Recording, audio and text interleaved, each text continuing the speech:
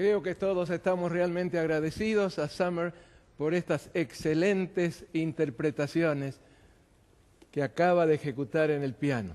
Apreciados amigos, como todas las noches, un saludo muy cordial a todos ustedes, la gratitud por las palabras de estímulo y aprecio y al mismo tiempo el interés en estos temas en los que estamos considerando las cosas profundas de Dios, como las refiere uno de los párrafos de Ellen G. White.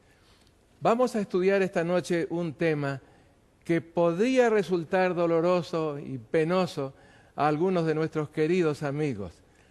Pero si ese dolor es administrado correctamente, iluminado por la palabra de Dios, puede transformarse en un gozo inenarrable, el gozo de la salvación, el gozo de la certeza de haber conocido los planes de Dios en relación con el futuro. Vamos a estudiar, sí, los disfraces de Satanás, los disfraces del dragón. Y por supuesto es para arrancarle esos disfraces y a la luz de la palabra de Dios identificarlo en su verdadera naturaleza. Pero antes de empezar directamente con el tema, queremos dedicar algunos momentos a buscar las equivalencias de los símbolos con los cuales Dios se refiere en Daniel y Apocalipsis a este sistema. Y tenemos que empezar lógicamente por el libro de Daniel. Y allí encontramos dos de esas identificaciones. El hierro en los pies de la estatua es hierro romano que permanece y que permanece hasta el presente. No lo olvidemos, la estatua no ha sido derribada todavía. La estatua sigue en pie, pero llegará el momento no muy lejano del tiempo en que estamos viviendo, en que el segundo símbolo del capítulo 2, la roca va a dar contra los pies de la estatua va a ser derribada y el reino de Dios va a ser establecido finalmente como lo prometió Dios a través de los profetas. Quiero decirles, y esto es muy solemne, que en la vida o pertenecemos a la estatua que nada puede ofrecernos o pertenecemos a la roca. La única certeza de salvación está en pertenecer a la roca porque la estatua va a ser finalmente pulverizada. En el capítulo 7, el símbolo con el cual aparece este sistema es cuerno pequeño y lo mismo encontramos en el capítulo 8. Y a causa de la prevaricación, dice el capítulo 8, versículo 12, prevaricación, es decir, apostasía, otra forma de referirse a este mismo sistema. Le fue entregado al ejército junto con el continuo, echó por tierra la verdad y la pisoteó. Este sistema apóstata haría mucho daño al pueblo de Dios y por supuesto trataría por todos los medios posibles de anular la revelación divina.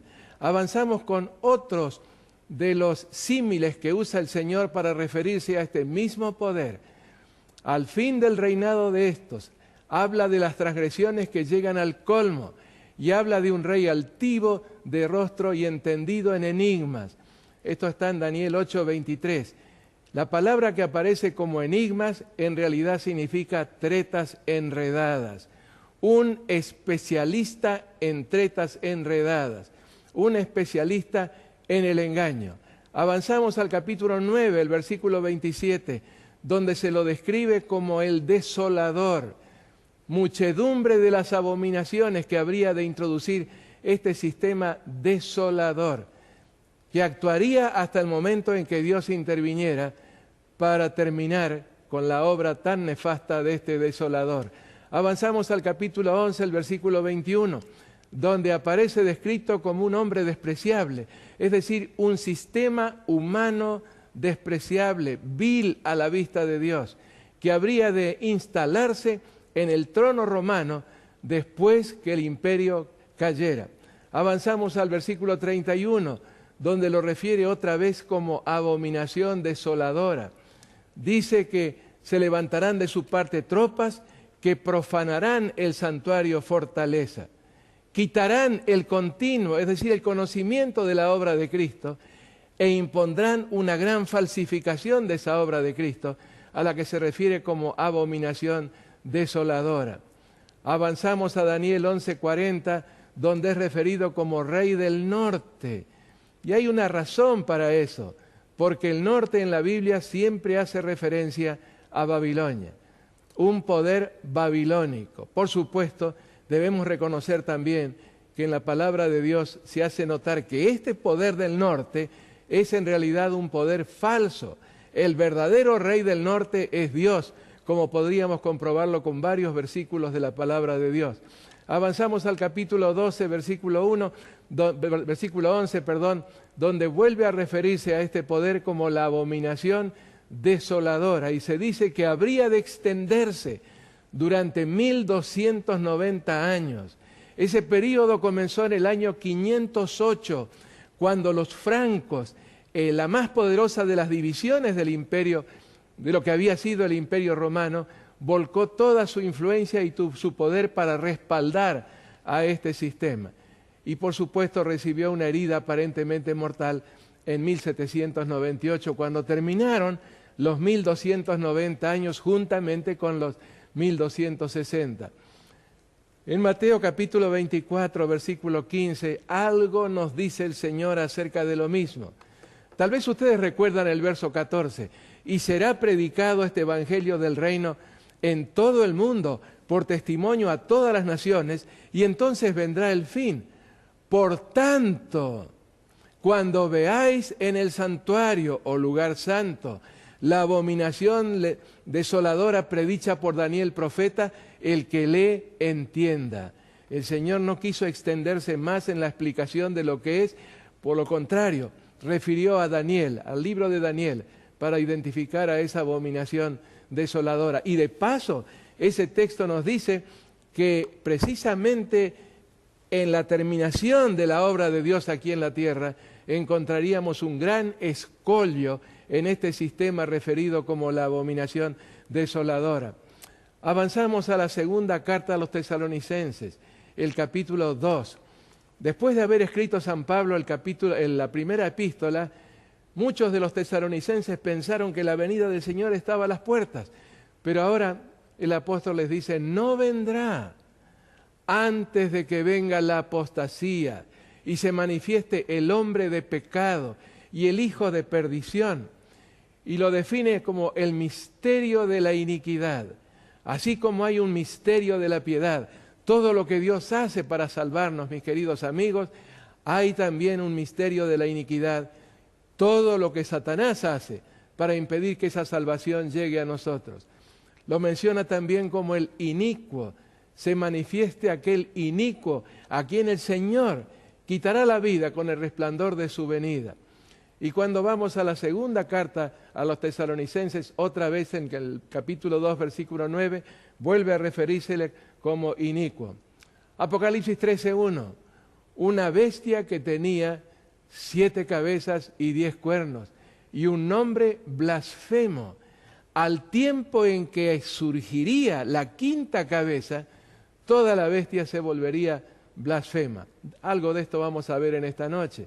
Fíjense ustedes en el verso 2, y la bestia, de paso, en la expresión bestia no hay absolutamente ninguna intención de ofender, ninguna intención de causar un dolor innecesario, es simplemente un símbolo. Y la bestia que vi era semejante a un leopardo, y tenía patas como de oso y la boca como león. Son otra forma de referirse al mismo poder. Cuando vamos al versículo 12, la llama la primera bestia 2 veces, en relación a cómo la segunda bestia del capítulo 13 del Apocalipsis habría de restañarle la herida que sufriera en 1798. En Apocalipsis 14:8 tenemos el mensaje del segundo ángel, que advierte contra la caída de Babilonia, la gran ciudad, porque ha hecho beber a todas las naciones del vino del furor de su fornicación. Avanzamos al capítulo 14, el verso 9, otra vez la bestia, y ahora añade a su imagen, símbolos todos con su significado. En el 14:11 estamos ya en el mensaje del tercer ángel. Hay una advertencia muy severa contra quien acepte el dominio de la bestia y brinde homenaje a la imagen de la bestia. Capítulo 16, el versículo 13, la menciona como la bestia nuevamente. Y en el verso 19 es la gran ciudad, la gran Babilonia. En el capítulo 17, versículo 1, la gran ramera. Todos estos símbolos, todas estas identificaciones corresponden a uno y el mismo sistema. ¿Qué sistema? El sistema político-religioso que surgió de entre las ruinas del Imperio Romano y dedicó y sigue dedicando todas sus energías a impedir que el mensaje de salvación llegue a los hombres. Una mujer sentada sobre una bestia escarlata en el capítulo 17, el verso 3. En el verso 5, Babilonia la grande, así la llama, la madre de las rameras y de las abominaciones que se cometen sobre la tierra. Avanzamos al verso 6, mujer ebria de la sangre de los santos y de la sangre de los mártires de Jesús. Todavía en el capítulo 17, en el verso 18, y la mujer es la gran ciudad que reina sobre los reyes de la tierra. Avanzamos al capítulo 18, la gran Babilonia. El mensaje del cuarto ángel se la declara caída y caída definitivamente y albergue de todo espíritu inmundo y aborrecible. Avanzamos al capítulo 18, versículo 10. Ay, ay de la gran ciudad de Babilonia, la ciudad fuerte, como la refiere allí. En el versículo 16, la gran ciudad vestida de lino fino, de púrpura y escarlata. ¿Qué predilección se manifiesta en las profecías en relación a este sistema con los colores rojo, púrpura, escarlata, variaciones del rojo? En el 18-21 otra vez, Babilonia, la gran ciudad. En el verso 24, cuando cayó, en ella se encontró la sangre de los profetas y de los santos y de todos los que habían sido muertos como mártires sobre la tierra. Llegando ahora al capítulo 2, versículo 2, es la gran ramera que ha corrompido a la tierra. Y en el versículo 19, la bestia y los reyes de la tierra reunidos para guerrear contra el que montaba el caballo y contra su ejército. Todos símbolos, todos símiles para explicar el significado de los disfraces del dragón. Hay una declaración a la cual quiero llamarles la atención. Esa declaración dice que los que en su estudio de la Biblia fracasan en la identificación de este poder, inevitablemente van a caer bajo su influencia. Así dice la declaración de Elena de White en el comentario bíblico 960 y 961 del volumen 7. Los que se confunden en su comprensión de la palabra, que no logran discernir el significado del anticristo, inevitablemente se pondrán del lado del anticristo. Entre los padres de la iglesia hay uno al que quiero hacer referencia. Me refiero a Hipólito de Porto Romano. Él murió como mártir en el año 236. Fue una muerte horrible, pero este hombre realmente conocía las profecías. Yo quiero citarles un par de párrafos de un comentario del libro de Daniel que sobrevivió en fragmentos hasta este momento, hasta nuestros días. Dice así: la cabeza de oro de la imagen es idéntica al león, y por medio de ambos se representa a los babilonios. Sigue diciendo, los hombros y los brazos de plata son lo mismo que el oso, y por ambos se identifica a los medos y los persas. El vientre y los muslos de bronce son lo mismo que el leopardo. Ustedes ven cómo combina Hipólito, capítulo 2, los metales, con las bestias del capítulo 7, y por ello se representa a los griegos, quienes gobernaron desde Alejandro en adelante. Las piernas de hierro y la bestia espantosa y terrible identifican a los romanos, quienes tienen ahora el imperio. Claro, faltaban todavía 240 años para que cayera el imperio romano, por eso dice Hipólito, quienes tienen ahora el imperio. Los pies de hierro y barro cocido y los 10 cuernos todavía llegarán a ser en el futuro. Con mucha objetividad comprendió este erudito de aquellos días que estaban todavía en el futuro. Y ahora dice, el otro cuerno pequeño que salía de entre ellos es el anticristo. La roca que golpea la imagen y la rompe en pedazos y que hinche luego toda la tierra es Cristo, quien desciende del cielo y trae juicio al mundo. Fíjense ustedes, queridos amigos, alguien en el siglo III, escribiendo de las profecías con un conocimiento perfecto del simbolismo. ¿Cuánto más debiéramos conocerlo nosotros en nuestros días? Y ahora sí, vamos a pasar a los disfraces del dragón, el monstruo marino que aparece especialmente en el capítulo 13. Pero quiero echar un vistazo muy rápido primeramente al capítulo 12, el versículo 3, donde dice: apareció en el cielo otra señal, y esa señal es descrita como un dragón que tiene 7 cabezas y 10 cuernos. De los 10 cuernos algo sabíamos ya, pero no de las 7 cabezas. ¿Cuáles son las 7 cabezas que aparecen coronadas aquí? Es una presentación de toda la controversia a través de los siglos.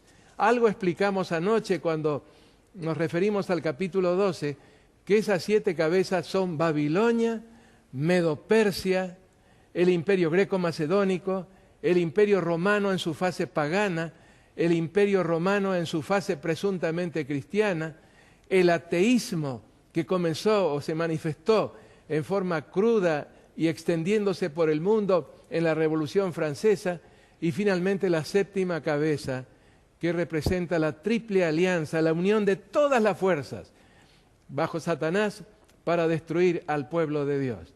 No hay otra explicación para las 7 cabezas. Aquí en el capítulo 12 aparecen coronadas porque cubren toda la historia de la rebelión.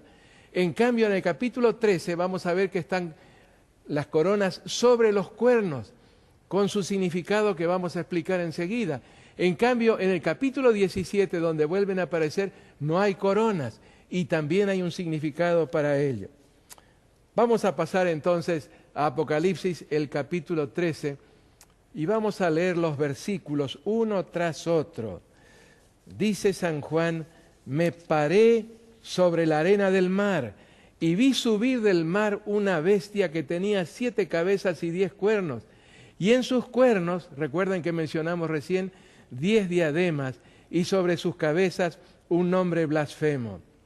Y la bestia que vi era semejante a un leopardo, y sus pies como de oso, y su boca como boca de león, y el dragón le dio su poder y su trono y grande autoridad. Verso 3, vi una de sus cabezas como herida de muerte, pero su herida mortal fue sanada, y se maravilló toda la tierra en pos de la bestia.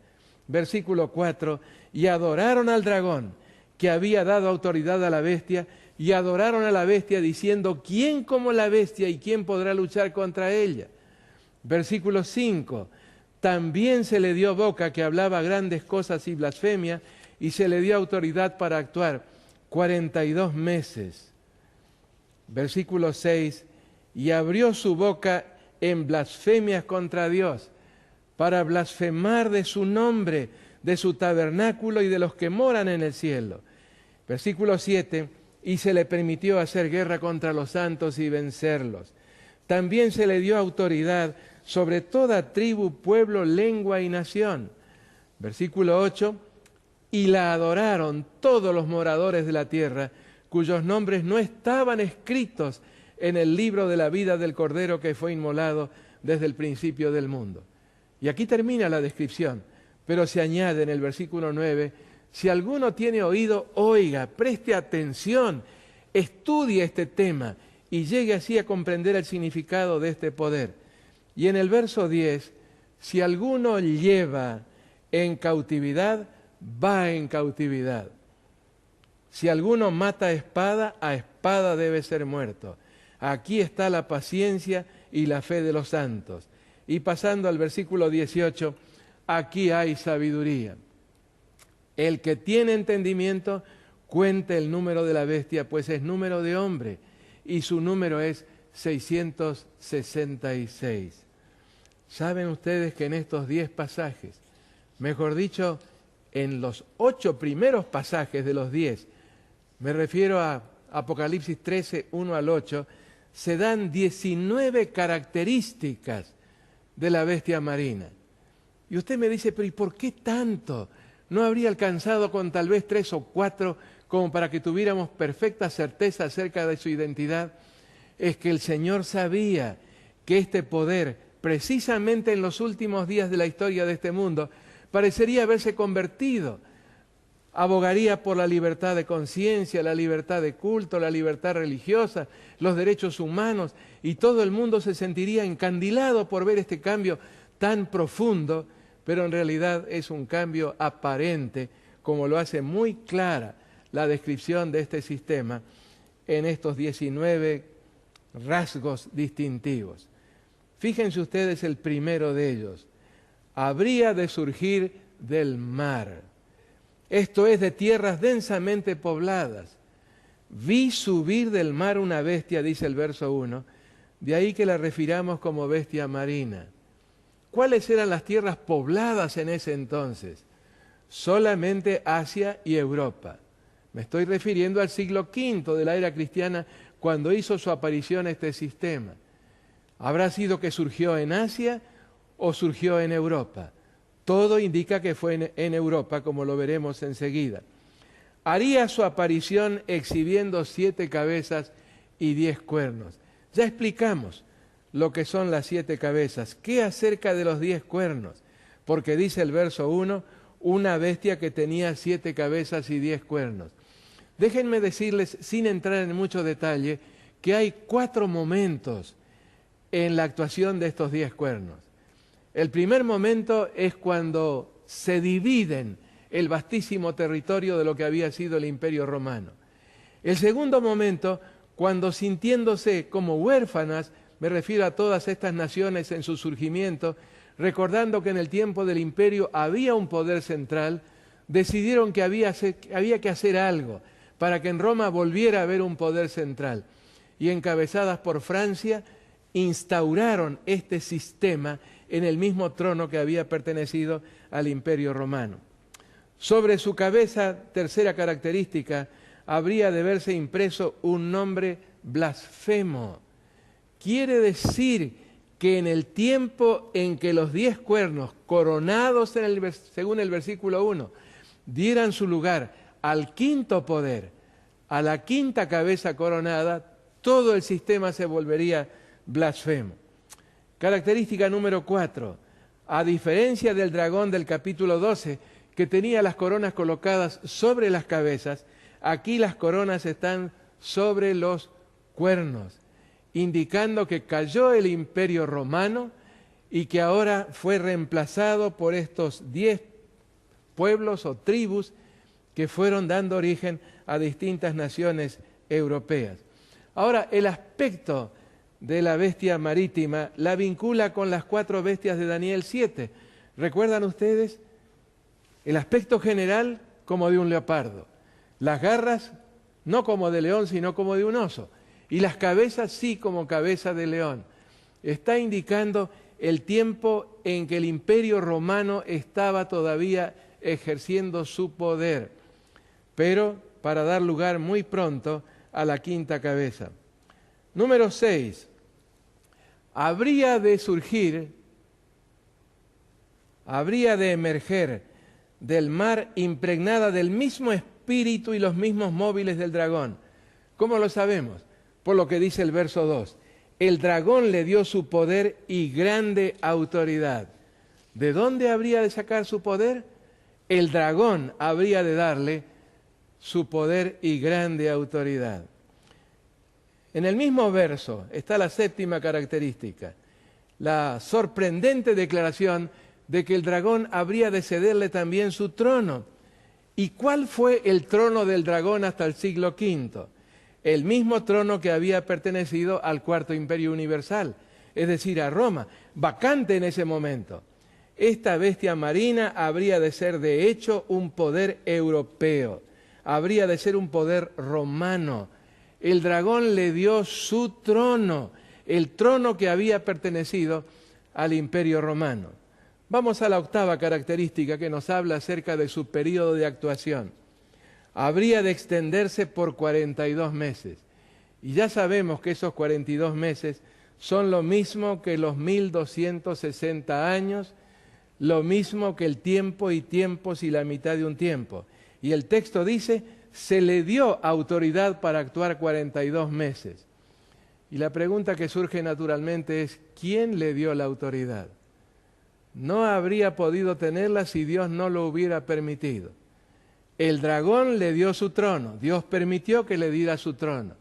Y Dios permitió también que este poder actuara por tanto tiempo, demostrando a las claras, a toda la humanidad, hasta el fin de los días, la verdadera naturaleza de este sistema.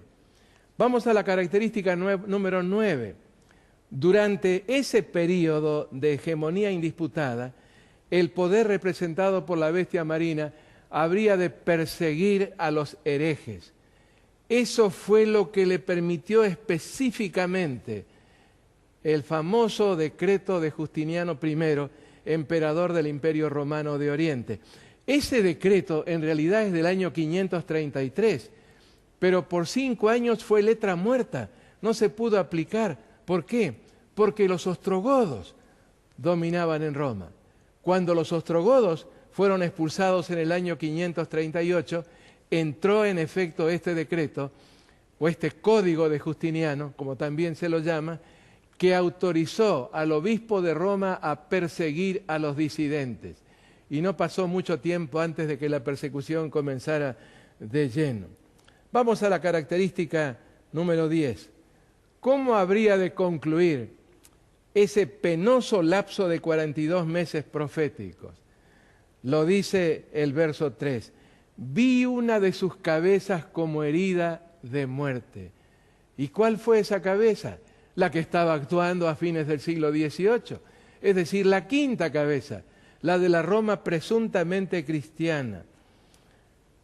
Surgió después de la caída de la cuarta, que simbolizaba el Imperio Romano, y el dragón le dio toda la herencia de lo que había pertenecido al Imperio Romano, además de su trono. Número 11. Habría de ser un poder blasfemo. Sus blasfemias habrían de estar dirigidas a 3 objetivos. ¿Cuáles serían estos objetivos? Dice el verso 6, también se le dio boca que hablaba grandes cosas y blasfemias, y abrió su boca en blasfemias contra Dios para blasfemar de su nombre. Un poder blasfemo. En la Biblia, ustedes deben saberlo, queridos amigos, nombre y carácter son totalmente sinónimos. Por esa razón, generalmente se esperaba un tiempo después del nacimiento hasta que el recién nacido comenzara a dar algunas evidencias de cómo habría de ser su actuación, su carácter, y recién entonces se le ponía un nombre que correspondiera más o menos a esa característica manifestada. Este sistema no solamente trataría de quitarle atributos a Dios, arrebatarle prerrogativas a Dios, sino que aún trataría de tergiversar, de deformar el carácter de Dios. ¿Y cómo habría de hacerlo? A través de la actuación del representante de este sistema. Nuevas doctrinas habrían de hacer su aparición, doctrinas sin fundamento en la palabra de Dios, y especialmente una que pintaría a Dios como un monstruo, un ser cuya justicia jamás se aplaca, que condena a los seres humanos que vivieron sobre este mundo 15, 20, 50, 60 años, pecando, los condenaría no solamente a un castigo transitorio, sino a un castigo eterno. Nunca se acabaría la demanda de la justicia de Dios, nunca quedaría satisfecho Dios de todo el sufrimiento que estaría ocasionando a seres humanos pecadores que no aceptaron los recursos de la salvación. Quiero decirle, mis queridos amigos, que la Biblia nada sabe de un infierno actual, presente. Nos habla, sí, del Hades, que es el sepulcro, muchas veces traducido como infierno, pero es una mala traducción. Y también nos hace notar que habrá un lago de fuego al final.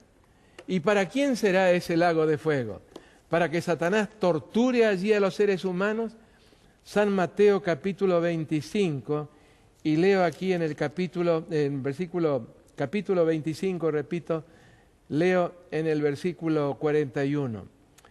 Entonces dirá también a los de la izquierda, es la parábola de la división de la humanidad, apartaos de mí, malditos, al fuego eterno, escuchen bien, preparado para el diablo y sus ángeles. No está preparado para seres humanos, pero si los seres humanos se identifican con este sistema, se dejan conducir y guiar y dominar por Satanás, o sus representantes, o el sistema al cual estamos haciendo referencia, por supuesto tendrán que padecer también el castigo representado por ese lago de fuego. ¿Saben por qué? El pecado es una sustancia altamente inflamable ante el poder de Dios y ante la presencia de Dios.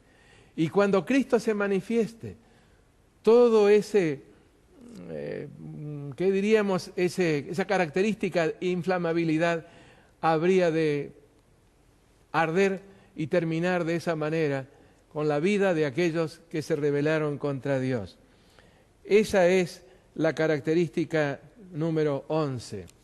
Vamos a pasar ahora a la característica número 12, porque dijimos hace un momento que las blasfemias no solamente serían contra el nombre de Dios, contra el carácter de Dios, sino que serían también contra el tabernáculo, para blasfemar su tabernáculo. ¿Y a qué hacemos referencia con esta declaración? No es otra cosa que el santuario celestial donde Cristo intercede por nosotros. San Pablo lo describe como el trono de la gracia, del cual viene todo el auxilio que necesitamos en nuestras tribulaciones y también el poder para vencer el pecado y vivir vidas que puedan ser aprobadas para toda la eternidad. Hay algunas declaraciones, especialmente en el libro de Daniel, que nos llaman profundamente la atención porque se refieren exactamente a lo mismo. ¿Cómo este sistema habría de arrebatarle a Cristo su obra en el santuario celestial? Vamos a leer la primera de ellas en el capítulo 8 del libro de Daniel. Capítulo 8 del libro de Daniel, y vamos a leer allí el verso número 11. Dice: aún se engrandeció, está hablando del cuerno pequeño, porque en el capítulo 7 y el capítulo 8 este sistema es referido como cuerno pequeño. Dice: aún se engrandeció contra el príncipe de los ejércitos. Y usted me dice, ¿quién es el príncipe de los ejércitos? Es Cristo Jesús. ¿Se lo puede probar con la Biblia? Sí, con un solo texto. Josué 5:14 es el único pasaje en el cual Cristo es referido como el príncipe de los ejércitos. Aún se engrandeció contra el príncipe de los ejércitos. Y de él, del príncipe de los ejércitos, el cuerno pequeño quitó el continuo. Subió al cielo y le quitó a Cristo esa obra que él realiza en el santuario celestial. No, la quitó al nivel del conocimiento de los seres humanos. Y para eso ofreció un sistema falsificado de salvación, una intercesión falsificada, un sacerdocio ilegítimo, porque todo sacerdocio terminó cuando Cristo, que había estado simbolizado durante siglos por los sacerdotes, asumió el sacerdocio, actuando como nuestro sumo sacerdote en el santuario celestial. Vuelvo al versículo. Aún se engrandeció contra el príncipe de los ejércitos, y de él quitó el continuo, y el lugar de su santuario fue echado por tierra. Falsificación aquí en la tierra de todo el plan de la salvación. Y el otro verso está en el capítulo 11, y leo aquí en el versículo 31 cómo ocurrieron las cosas. Y se levantarán de su parte tropas. ¿De parte de quién? Del rey del norte, símbolo exactamente de este mismo sistema. Y se levantarán de su parte tropas que profanarán el santuario fortaleza. Casi todas las Biblias dicen el santuario y la fortaleza, pero la conjunción ilativa y el artículo la no existen en el original. Presenta al santuario como nuestra fortaleza. Ya dijimos hace un momento que de allí viene toda la ayuda necesaria para hacer frente a las contingencias de la vida y especialmente las tentaciones de Satanás. y se levantarán de su parte tropas que profanarán el santuario fortaleza, quitarán el continuo. Y aquí con una terminología muy, muy fuerte, dice que en lugar del continuo habrían de imponer la abominación desoladora, a la cual ya hicimos referencia cuando repasamos las distintas alusiones a este sistema en el simbolismo de las Escrituras. Exactamente lo mismo que se menciona en el texto, habría de blasfemar contra el tabernáculo con la obra de Cristo en el santuario terrenal. Pero sus blasfemias habrían de ir todavía más lejos. La 13ª característica dice: las blasfemias de la bestia marina también tendrían como su objetivo a los que moran en el cielo. ¿Y quiénes son estos que moran en el cielo? Los ángeles y el Espíritu Santo. ¿Y en qué forma habría de blasfemar? Me duele decirlo, pero tenemos que ser claros y honestos. Los ángeles en este sistema son puestos a un lado. Hebreos 1:14 los declara como enviados, como ministradores para ayudar a los herederos de la salvación. Pero este sistema habría de originar una muchedumbre de otros intercesores, de otros ayudadores, entre comillas, los santos difuntos a los cuales beatifica y canoniza, y entonces los envía al cielo como representante de la humanidad para interceder por los seres humanos. Por supuesto, esto no tiene ningún asidero en la palabra de Dios, porque los que mueren cesan en sus actividades intelectuales, en sus actividades afectivas, cesan en cualquier actividad religiosa. No hay religión en el sepulcro, es muy clara la palabra de Dios en relación a esto. Así que estos tantos santos que dicen que están en el cielo intercediendo, están en sus tumbas descansando hasta el tiempo de la resurrección.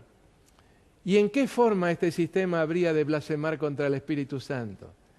¿Recuerdan ustedes que Jesús les dijo a los discípulos que no habría de dejarlos solos? Él iba a regresar al cielo para interceder por ellos y para interceder por todos aquellos que les confiaran su caso. Pero aquí en la tierra habría otro consolador.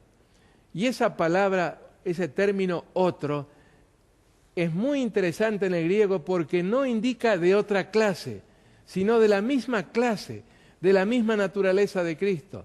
Vendría a consolarnos. Él tomará de lo mío y os lo hará saber.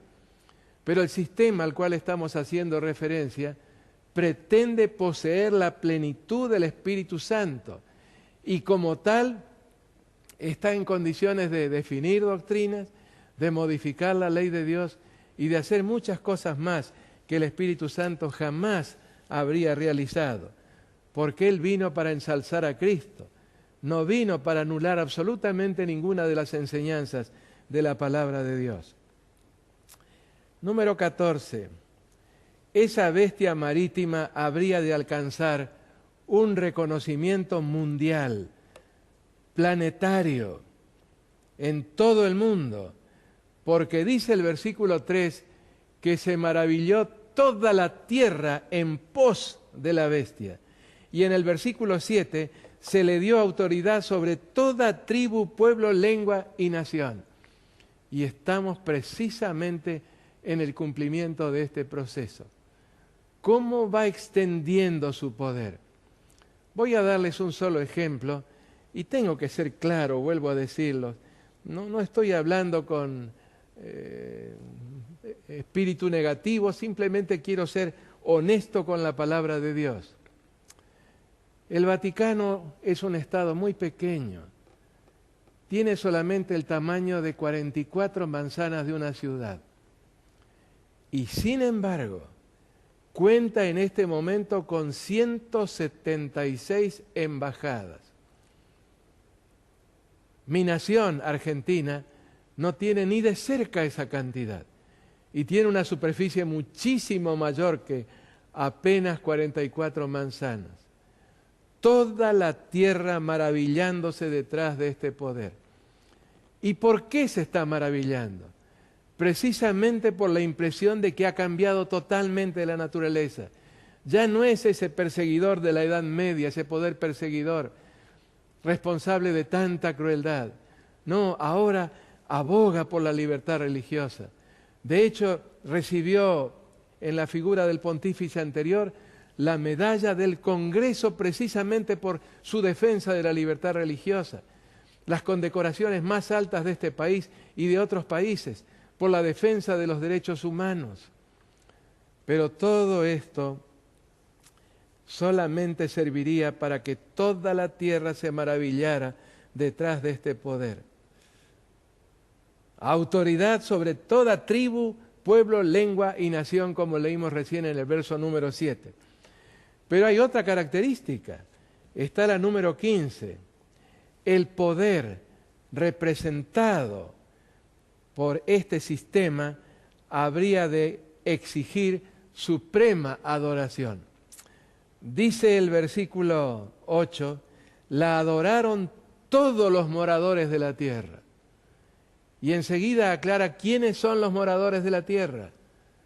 Aquellos cuyos nombres no están escritos en el libro de la vida del Cordero. La humanidad se divide desde el punto de vista bíblico y especialmente en el Apocalipsis solamente en dos. Los santos del Altísimo, el pueblo de aquellos que han entregado su vida totalmente a Dios y sus nombres están registrados en el libro de la vida. Y los moradores de la tierra, es decir, los que no tienen ninguna esperanza fuera de lo terrenal, y su nombre no está escrito en el libro de la vida, porque nunca aceptaron las providencias de la salvación. La característica número 16 despierta una cierta aprensión. Bueno, todas estas características despiertan aprensión, pero hay una que descuella sobre todas las demás. Este poder habría de ser obra del dragón, su obra maestra. En otras palabras, Satanás no podrá mejorar, no podrá perfeccionar este sistema. Es lo máximo, es su obra maestra. Quienes participan de su adoración, lo dice el texto, y es muy triste, en realidad están adorando al dragón. Yo reconozco, por supuesto, y la palabra de Dios me autoriza a reconocerlo, que hay tantos millones en este sistema, que adoran a Dios de acuerdo a lo que consideran es la palabra de Dios, es la verdad. Anhelan algo mejor, pero no lo conocen. Dios los toma en consideración y de alguna manera se acerca a ellos mediante su Espíritu para invitarlos a aceptar al único Salvador, a Cristo Jesús. Pero quienes participan a sabiendas de que no están en armonía con la palabra de Dios, participan de la adoración de este sistema, están adorando en realidad al dragón. Número 17. La herida aparentemente mortal que recibiera en 1798 habría de serle totalmente restañada por la bestia terrestre, descrita en los versículos 11 hasta el 14, que lo vamos a ver mañana. Influiría ese poder sobre los habitantes del planeta para que le brindaran acatamiento y adoración universal, como lo declaran los versos 11 y 12 del capítulo 13.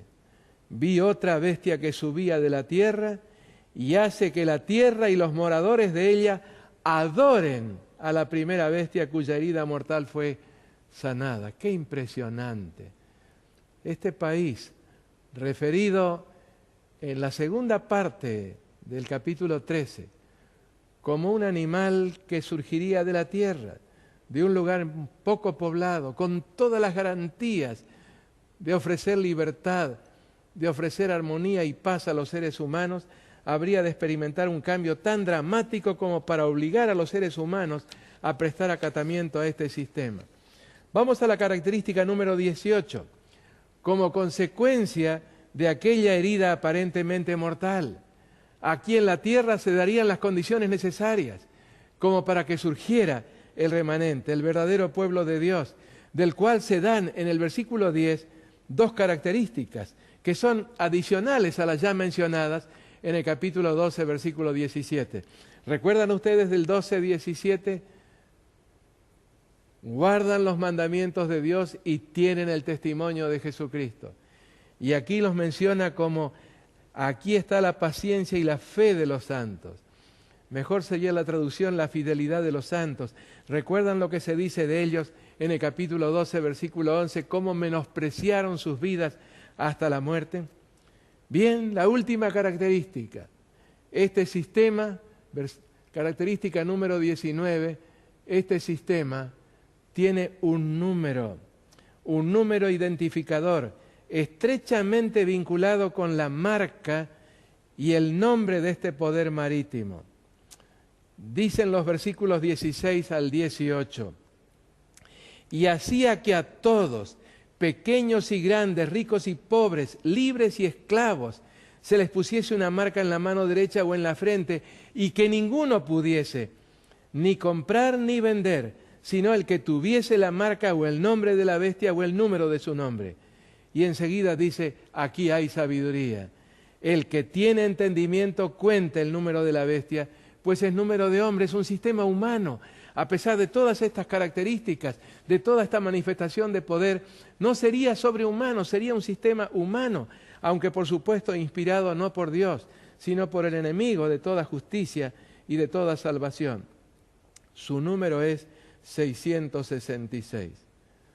¿Cuál es el significado de este número? Bueno, algo dijimos de esto contestando una pregunta al respecto. Creo que ayer también lo mencionamos. Andreas Helbig, ese notable filólogo y teólogo alemán, elaboró 4 reglas. Y esas 4 reglas apuntan al hecho de que este sistema tiene en su nombre o en sus títulos los elementos o los números romanos como para llegar hasta el 666.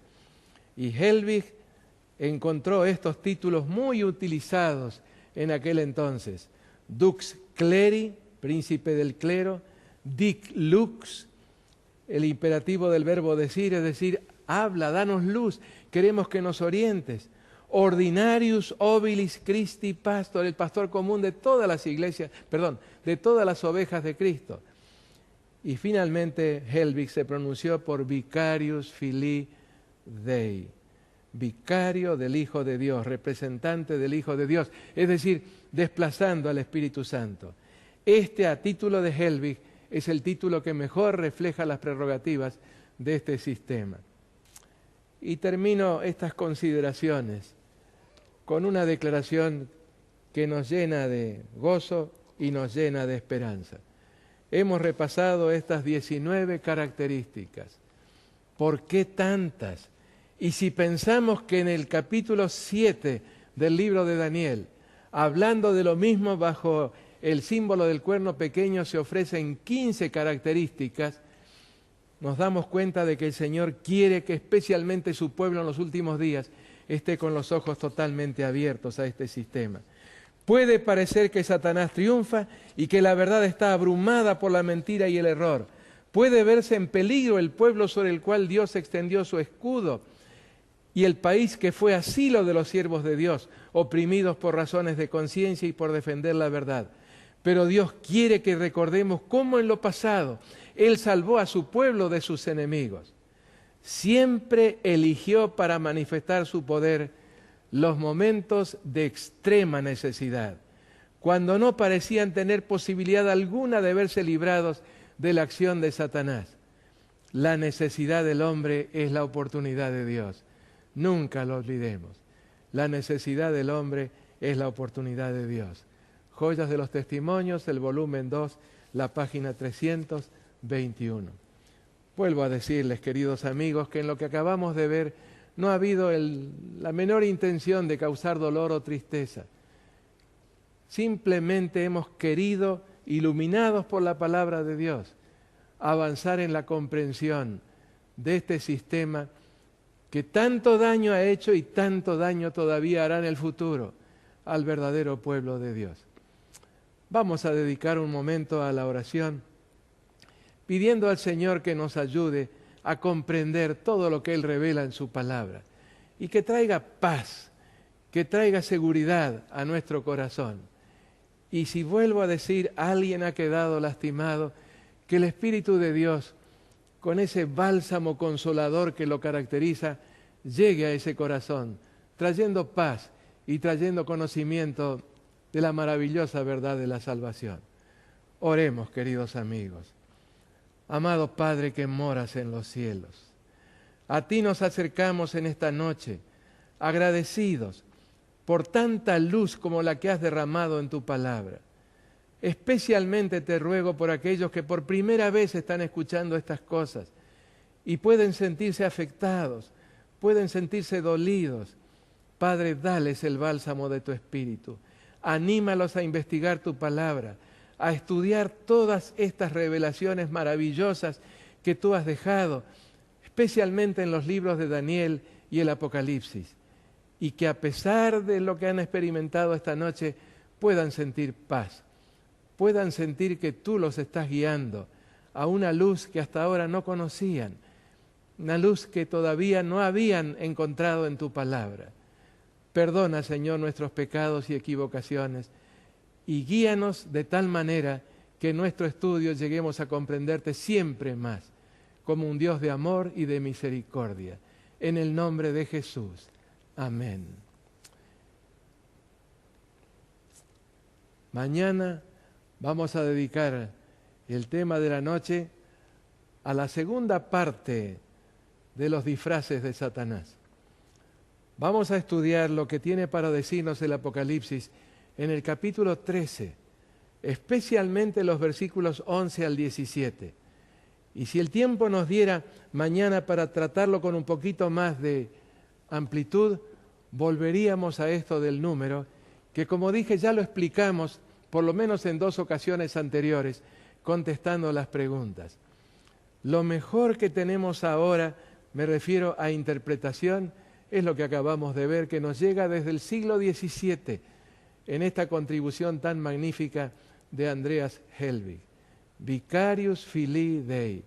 Este sistema pretende que nunca usó este título, y sin embargo hay suficiente documentación para comprobarlo que fue de uso muy frecuente.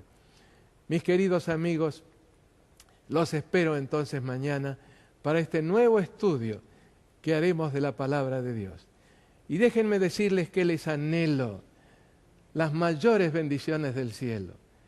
Yo no sé cuáles son las circunstancias que ustedes están enfrentando, pero como vivimos en un mundo tan lleno de tentaciones, de peligros y tribulaciones, seguramente necesitamos alguna bendición muy especial del Señor. Así que anhelo de todo corazón que la reciban y que puedan gozar de la paz del cielo. Amén.